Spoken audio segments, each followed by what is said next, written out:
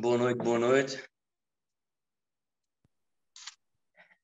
Estou assim, hoje estou mais nervoso do que da outra vez, mas eu agora estava aqui a pensar assim, mas eu estou em família ou não, né? E eu estava conversando com o Gibran que realmente é isso, a gente tem que depender do Espírito Santo, fazermos a nossa parte, né? E então eu gostava de partilhar com vocês ahm, algo que Deus falou comigo muito este fim de semana. Eu, a Thalita e alguns de nós estivemos no curso do CBI com a Suave e, e no texto, houve um texto que realmente chamou muito a minha atenção e que Deus falou muito comigo, né? Então eu gostava que nós pudéssemos fazer um exercício que eu já fiz no domingo. Estejam descansados que, enfim, não vou fazer nenhuma mágica. Mas a verdade é que muitos de nós, nosso pastor Gibran e todos nós que somos frutos desta geração tecnológica, nós temos muita dificuldade em parar, né? Não é, senhor Gibran? E parar e fazer só uma coisa. Só uma coisa. Os modernos falam de mindfulness, mas muito antes do mindfulness, isso era uma coisa comum, né? O ser humano estar focado em uma só coisa. Não é? Então, eu gostava que nós pudéssemos fechar os olhos e fazer uma só coisa. Porque muitas vezes, nós escutamos melhor de olhos fechados.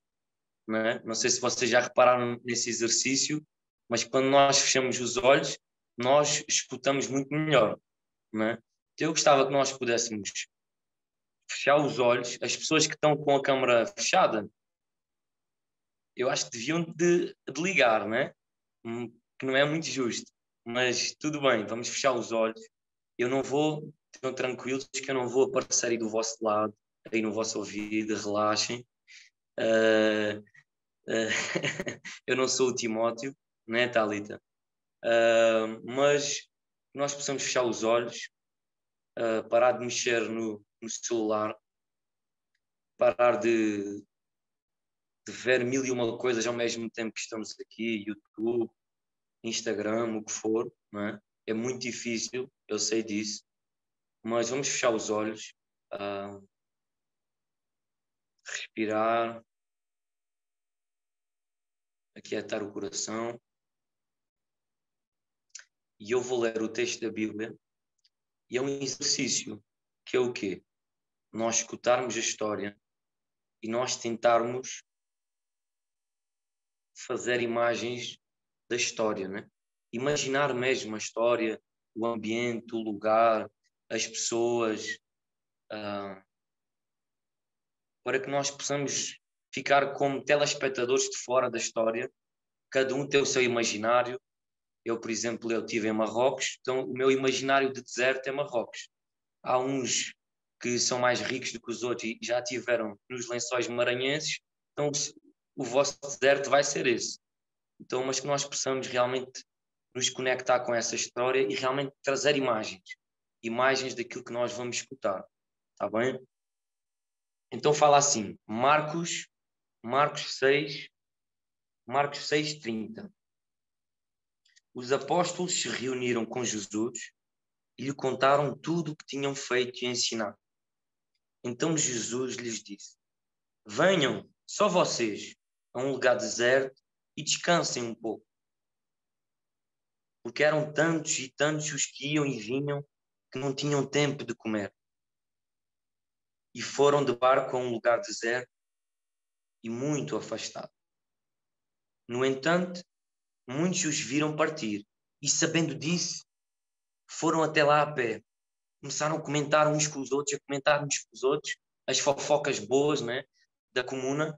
Começaram a fofocar de um para o outro, de um para o outro.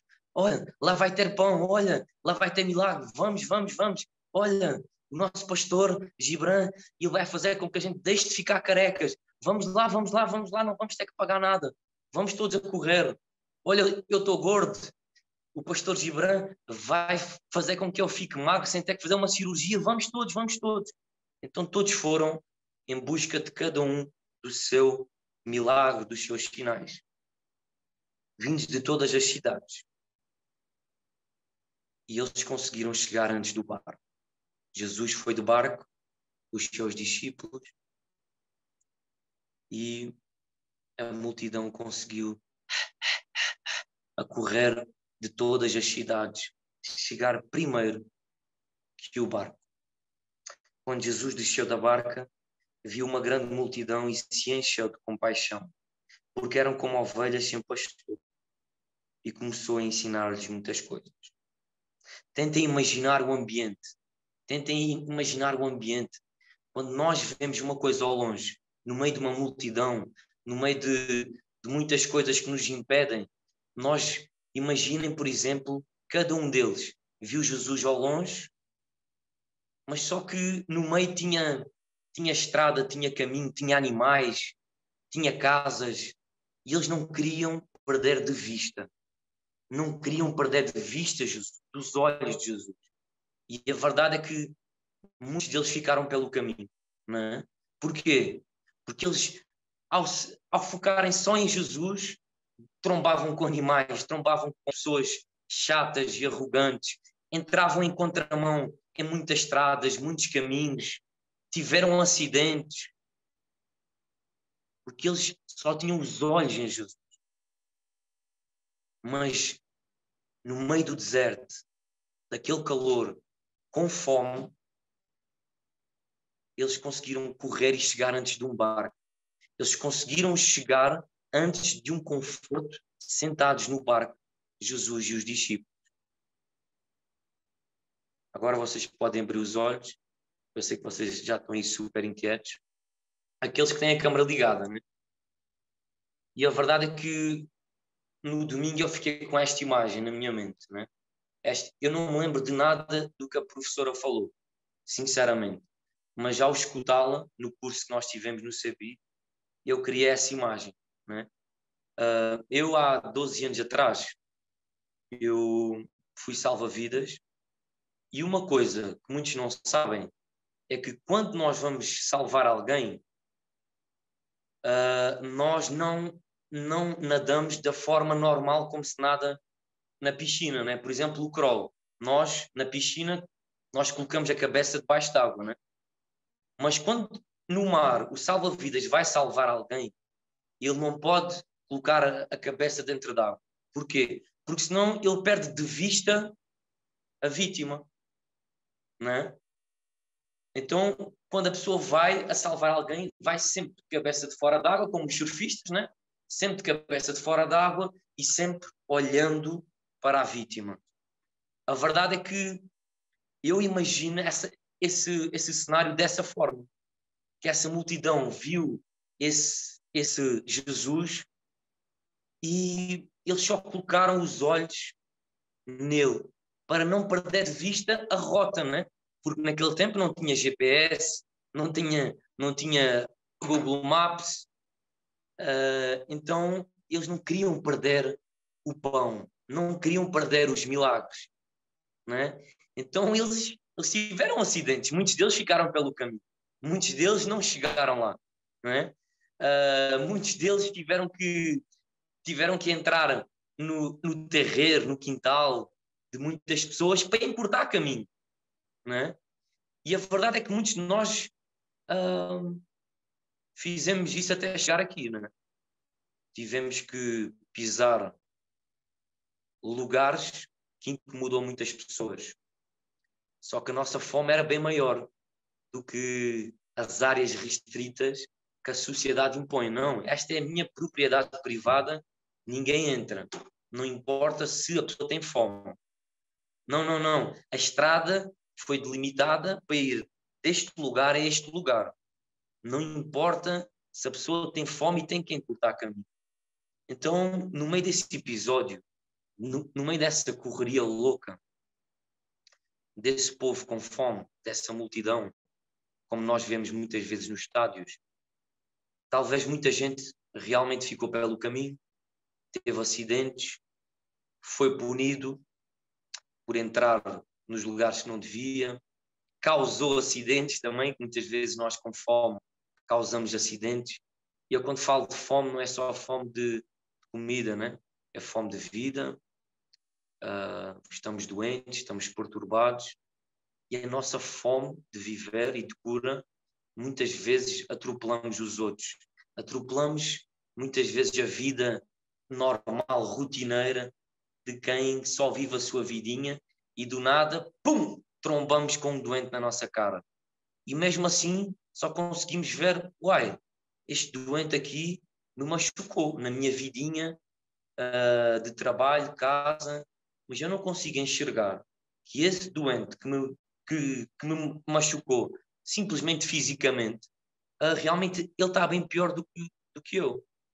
Se ele me machucou com a sua pobreza, com a sua doença, com a sua falta de moradia, com a sua falta de afeto, com a sua falta de visão, foi porque todos, muitos de nós, tapamos a visão dos doentes, da multidão, com o nosso egoísmo, né?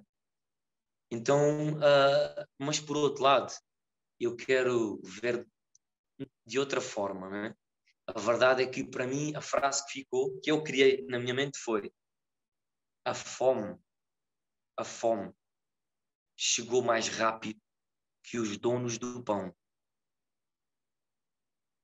A fome chegou mais rápido que Jesus. A fome chegou mais rápido que os discípulos.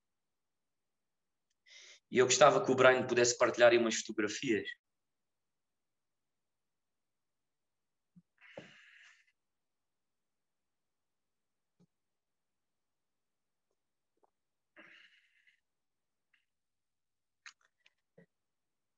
Nesse caso, a fome do povo Yanomami chegou mais rápido que o barco do pão. E esse povo correu e o barco do pão não veio. O barco que era suposto alimentar a multidão, alimentar esse povo, essas criancinhas, esse barco não veio. Os donos do barco, que não eram Jesus, se diziam ser Jesus, esse governo e esses políticos, se apoderaram do pão, comeram o pão, e mesmo tendo mais pão do que eles necessitavam, eles decidiram, mesmo vendo esse povo na margem, à espera que eles chegassem com o pão, eles decidiram mudar de rota e o pão, infelizmente, não chegou até esse povo. Muitas vezes, o pão realmente não chega. Muitas vezes, existe povo que não chega a conhecer esse pão que nós conhecemos e temos diariamente nas nossas mesas. Então, por um lado, nós temos que continuar a denunciar constantemente os barcos de pão que não chegam à fome, que não abastecem e não saciam a fome de todos os povos, que mais uma vez estão à margem, à espera, correndo, e os barcos vêm, se aproximam deles, quando enxergam quem são, os barcos mudam de rota e deixam esse e muitos outros povos à fome. E nós temos o papel e o dever de, se estamos dentro desses barcos, brigar para que esses barcos cheguem à margem. Se nós não estamos nesses barcos, nós denunciarmos constantemente o porquê desses barcos não chegarem com o pão a esses povos. Podes tirar a fotografia, Brian. E a verdade é esta, é que a fome chega primeiro com o pão e muitas vezes o pão não chega. Nesta história, o pão chegou para este grupo, para esta multidão. Não sei se vocês sabem, eu aprendi este fim de semana, que multidão é a palavra mais presente no livro de Marcos. Não é Jesus, não é graça, não é justiça, não é juízo, é multidão, que significa todos. Todos, todos. Todos estão ali representados. Todos, todos, todos. Não é? E a verdade é que quando Jesus chegou e enxergou aquela multidão, ele se compadeceu, ele teve compaixão. Mesmo que a intenção dele não era essa. A intenção dele era se afastar para que eles pudessem descansar, para que os discípulos pudessem contar as suas belas proezas. Curei, doei, fiz, aconteceu, não é? Mas Jesus se compadeceu, mesmo estando na sua agenda o descanso. A verdade é que para Jesus, em primeiro lugar, realmente está a multidão. Está a multidão, está a fome, está o povo. E ele enxergou um povo sem pastor, um povo perdido, ferido, cansado, com os ossos do corpo à mostra, com as dores à mostra, à flor da pele, toda a sua pobreza e nudez, ele conseguiu enxergar. Só que é isso. Este é o convite de Jesus para a nossa vida, nossa correria. É quando nós estamos na nossa correria, vamos comprar pão, vamos ao supermercado, estamos na nossa correria, vamos no cinema e queremos só descansar. Jesus nos chama para ter compaixão. Compaixão. E enxergar a pobreza, a solidão, a doença daqueles que estão à margem, que estão na porta da padaria, estão na porta do cinema, estão na porta do hotel, estão na porta do condomínio. Aí há uns tempos eu estive no Novas Narrativas, como muitos de nós tivemos, e durante o evento eu fui na farmácia, uma amiga nossa, eu estava na correria porque eu estava atrasado para o próximo culto, né, da conferência do Novas. E aí, na porta da farmácia estava um homem, muito abatido, muito mal, no chão, a chover. Mas só que o meu foco, qual era o meu foco? Era me despachar rápido, voltar para a conferência de novas narrativas. Né? Isso é que era o foco. Né? Só que esse homem me incomodou e realmente ele esbarrou em mim. Eu não quis esbarrar nele, eu desviei-me dele. Mas ele esbarrou em mim e falou: perdão lhe incomodar. E até hoje aquele perdão por lhe incomodar me incomoda todos os dias. E eu fiquei a pensar assim: perdão por me incomodar. Caramba! Perdão por me incomodar. A pobreza, a doença, o descaso, o desprezo, a falar para mim, a me pedir perdão por me estar a incomodar. Então, eu estaria assim tão frio e tão cego para ele, não é? Perdão por aquilo incomodou-me tanto. No final das contas, ele era uma pessoa que a esposa tinha câncer e ele só queria dinheiro para ter gás em casa. Essa minha amiga fez essa doação, ajudou e tudo mais. E aquilo incomodou-me até hoje. Perdão por lhe incomodar. A verdade é que na nossa correria nós sentimos incomodados. A verdade é esta. Na nossa correria, no dia a dia, na rua, nós ficamos incomodados, mudamos de rota. Não, não, não, não. Naquela margem com aquele povo, não. Eu vou passar a estrada para não ter que passar por aquela pessoa. Não é? Mas o convite de Jesus não é esse. É que a gente se possa compadecer, enxergar, não é? E partilhar. Partilhar aquilo que nós temos e, mais à frente, receber aquilo que eles têm.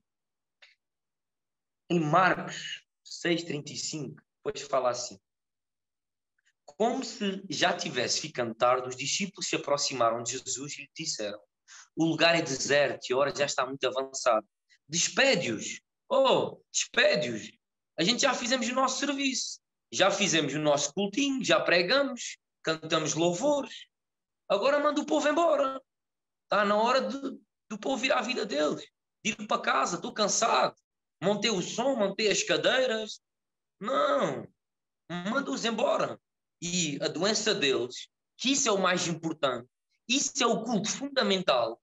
Não foi a pregação e o louvor que nós fizemos e as cadeiras que nós montamos. Não. O culto principal é realmente, no final, escutar e enxergar as dores uns dos outros. Ali, eu estou a falar da comuna presencial e de todos os cultos que nós fazemos. Ali no final, e que nós só queremos ir para casa, no dia a seguir é segunda-feira, quero ir comer o meu hambúrguer, ir para casa e ver a minha Netflix. E nós muitas vezes não enxergamos a multidão que chegou à igreja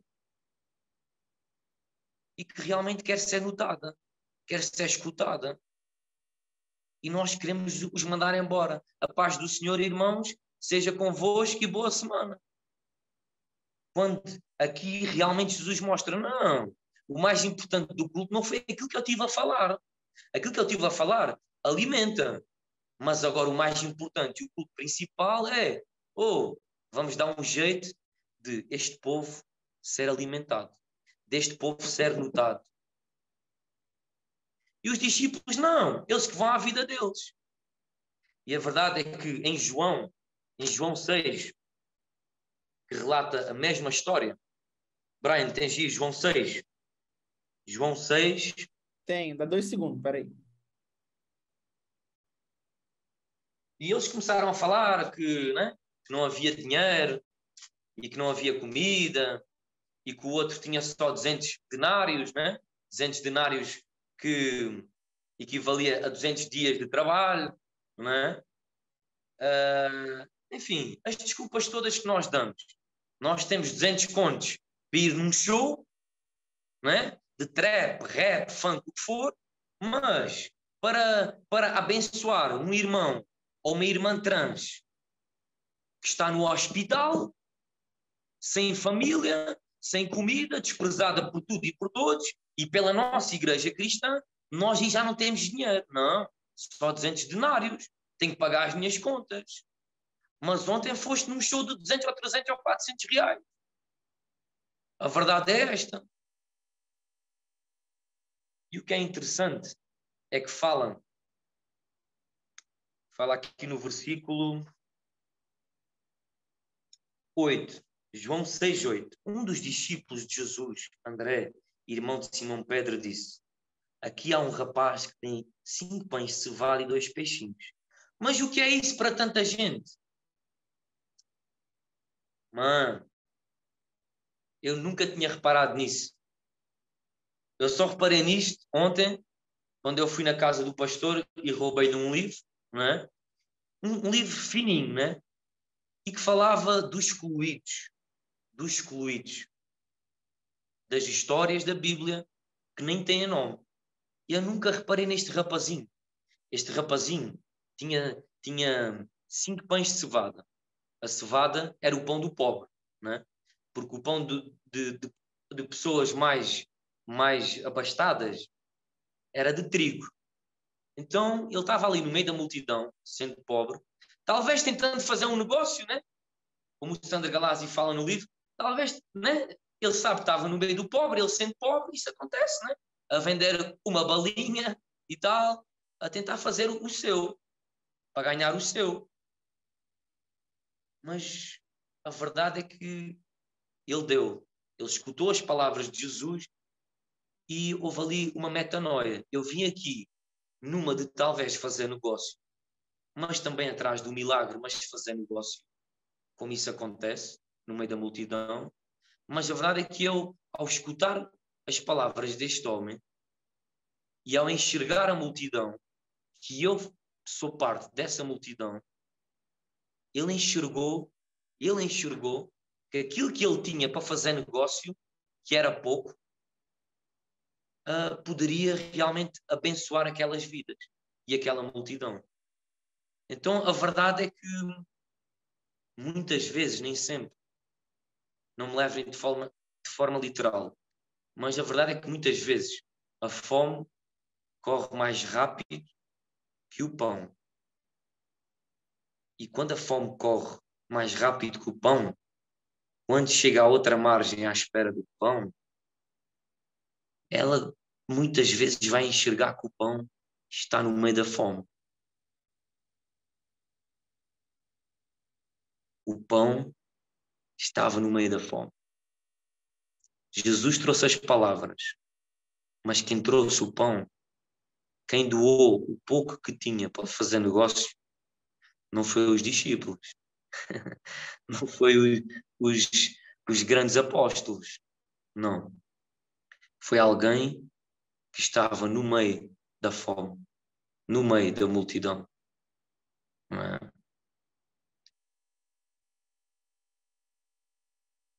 E isso acontece aqui também na nossa igreja, na comuna.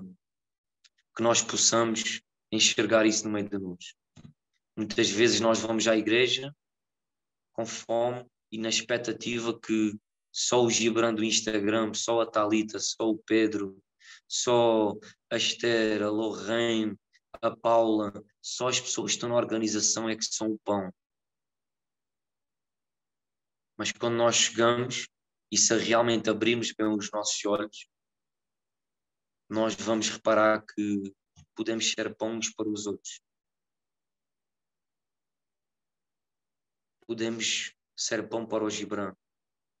Podemos ser pão para o Brian, para a Thalita, mesmo tendo chegado hoje na comuna. Mesmo sendo multidão, mesmo estando com fome. Porque muitas vezes os discípulos têm essa postura. Não, eles que vão à vida deles. Já não sabem o que é ser pão, o passar do tempo. Já não sabem o que é partilhar. Isso passa-se comigo, passa-se com cada um de nós. Que está há muito tempo na caminhada e se acha o dono do pão e se acha a pessoa que deve fracionar para quem é que vai o pão, quando, daqui a 6 meses, porque ele ainda é muito novo aqui na...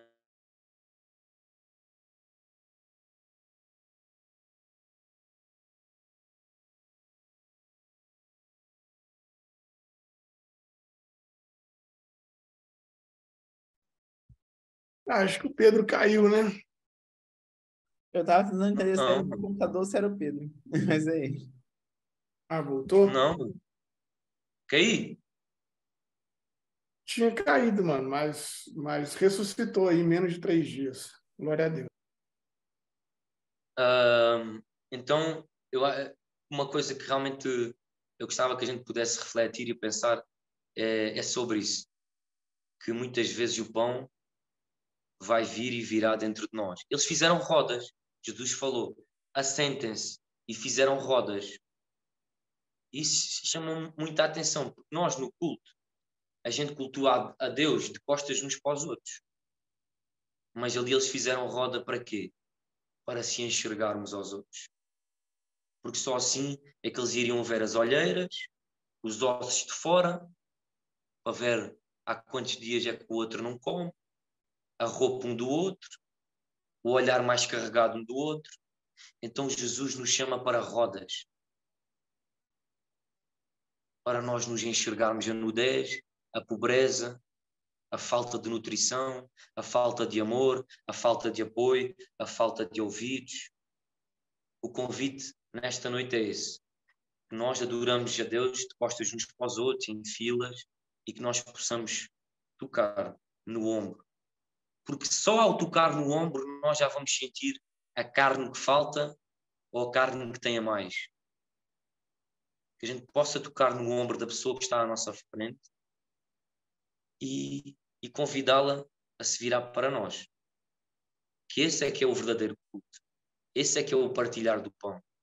Que a gente possa realmente tocar no ombro uns dos outros e cultuar a Deus de frente uns para os outros, à mesa. É por isso que este episódio tem tudo a ver com a ceia, com a Eucaristia, com a ceia. Jesus levantou, Jesus partiu. não é? Então, este para mim é um episódio que demonstra a vocação e o propósito e a missão de vivermos em comunhão uns com os outros. A verdade é esta, é que muitas vezes o Pedro vai querer congelar o pão, vai querer guardar o pão. O pão é pouco. Eu sei. Vai haver dias que eu vou fazer isso. Vai haver outros dias que eu vou ser multidão e vou vir a correr e desesperado que o Gibran me fale uma palavra. Todos nós passamos por isso. Não, o Gibran tem a palavra e faz parte. Vai haver outros dias. Nós vamos ser o moço que nem tem nome. Vai partilhar o pouco que tem para abençoar a comunhão, para abençoar todos aqueles que precisam. Então, esse é o convite. Esse é o convite. Que a gente possa tocar no ombro uns dos outros para que isso realmente aconteça. Gostava de ler só aqui 2 frases de uma grande profeta. Diz assim: quem inventou a fome são os que comem. Eu, que antes de comer vi o céu, as árvores, as aves, tudo amarelo. Depois que comi, depois que comia, tudo normalizava-se, nem que seja por algumas horas, até a fome voltar novamente. Carolina, de Jesus, muito mais do que muitos de nós, não é? Então que a gente possa contribuir para que cada um de nós que está aqui e os que estão lá fora possam voltar a ver as aves, as árvores, o céu, conforme a cor que é normal ver. Uma cor saudável, uma cor cheia de paz, de amor, de comunhão, que a gente possa se sentir pão uns dos outros, e que a gente possa realmente cutucar no ombro uns dos outros e nos sentar à mesa e olharmos nos outros, que esse seja o convite. E a pergunta é essa: de que lado é que nós estamos? De que lado é que nós estamos? Né? Nós estamos do lado do barco que não chegou, esse povo, Yanomami. Nós estamos do lado do barco que tenta chegar, mesmo com pouco, mesmo com 5 pães de cevada, tenta chegar. Pode levar mais tempo, é verdade. Às vezes parece que não vai alimentar a multidão, mas às vezes o propósito é só nós chegarmos para que a multidão possa enxergar que eles são o próprio alimento entre eles, não é? Então a pergunta é essa: de que lado nós estamos? E o que é que vamos fazer? Que barcos nós vamos pegar? Que pães de cevada nós vamos partilhar? Mas se tivermos pães de trigo, não vamos congelar nem guardar. Que Deus nos possa incentivar a partilhar todo o tipo de pão, não só o de cevada, o de trigo, aquilo que nós temos da mesa, com a multidão. Porque eu antes pensava que multidão tinha um significado ruim. Não. Multidão somos todos. Todos os doentes, todos os que sofrem. Que a gente possa se lembrar: quem é que falta aqui nesta mesa? Que durante aquele caminho, quando avistou Jesus, muitos ficaram pelo caminho. Pessoas que vocês conhecem que ainda não estão nesta mesa. E eu não falo necessariamente na mesa da comuna do reino. Não. Na mesa de Jesus. Vocês têm a família, vocês têm amigos que, nesse processo que enxergaram Jesus ao longe, esse pão, essa cura, ainda não conseguiram chegar ao pão. Ainda não conseguiram correr mesmo com fome. Não é? Vamos nos lembrar, vamos orar por essas pessoas que estão, alguns deles estão parados, outros foram presos pela depressão, pela doença, outros foram mortos, literalmente, diariamente. Então que nós possamos fazer memória desses que não estão na mesa, possamos orar por eles, que possamos voltar atrás, no caminho que nós fizemos, artodoado, até chegar ao outro lado do mar. Possamos voltar atrás e no meio das ruínas, porque é uma ruína, no meio das ruínas, no meio dos buracos da cidade, possamos levantar aqueles que não conseguiram chegar ao outro lado da margem. Nossos amigos, desconhecidos, seja o que for. Pegar neles, fazer macas, carregá-los às costas, para levar até o outro lado da margem, olharem-se uns nos olhos, tocarem no ombro uns dos outros e se curarem uns aos outros, partilhando o pouco que têm. Amém? Era isso que eu gostava de partilhar com vocês. Foi assim meio mais pesado, mas era aquilo que Deus colocou assim no meu coração. Está bem? Que a gente possa fazer memória daqueles que estão no caminho e que ficaram no caminho, que a gente possa voltar atrás e que a gente possa trazê-los para a comunhão. É isso, é isso.